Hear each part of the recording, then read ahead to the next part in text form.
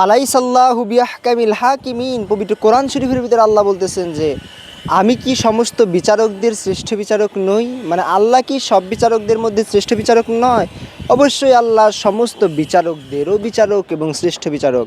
কারণ দুনিয়ার মানুষ জুলুম করবে অন্য মানুষের উপর, দুনিয়ার বিচারক বিচার করে সেই জুলুমকারীর পক্ষে রায় দিতে পারে, কিন্তু আল্লাহ তার বিচার খুবই সূক্ষ্ম। সে কোনো জালেমকে কোনো দিন ছাড় দিবে না। হাসরের ময়দানে কিয়ামত দিবসে প্রত্যেকটা জালেমদের জুলুমকারীদের বিচার আল্লাহ পাক করবেন, প্রত্যেকটা পাপীর বিচার তিনি করবেন।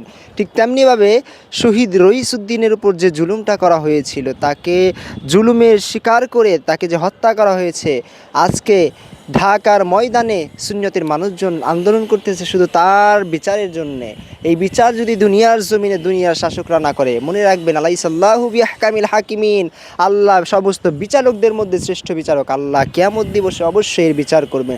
সেদিন আল্লাহর দরবারে আল্লাহর সেই কাজ করায় কি জবাব দেন সেই দিন আমরা দেখতে চাই। কারণ ওই দিন আল্লাহ কঠোর রূপ ধারণ করবেন। লিমানিল মুলকুল ইয়াউম লিল্লাহি ওয়াহিদিল কাহ্হার। মনে রাখবেন কথাটা।